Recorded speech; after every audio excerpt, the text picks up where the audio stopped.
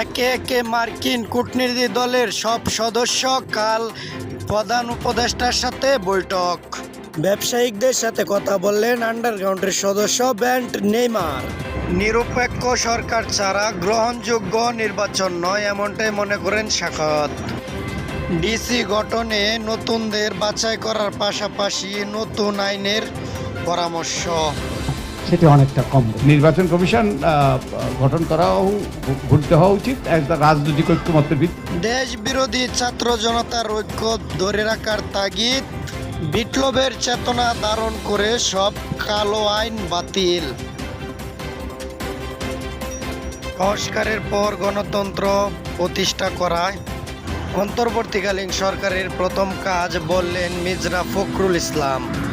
সাথে এটাও বললেন আওয়ামী লীগের ষড়যন্ত্র থেকে সাবধান।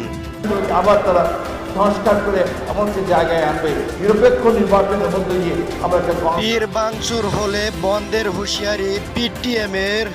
কাল থেকে সকল কারখানা খোলা রাখার আহ্বান উপদেষ্টাদের। মানা হবে সকল শ্রমিকের দাবি। সাবেক স্বরাষ্ট্রমন্ত্রীর ছেলে জ্যোতি 4 দিনের রিমান্ডে। রাজশাহীতে ছাত্র আন্দোলনে 2 হাতে গুলি করার যুবলীগ নেতা রুবেল গ্রেফতার। ভারতের সফরের আগে শেষ অনুশীলন করা হলো না ক্রিকেটারদের।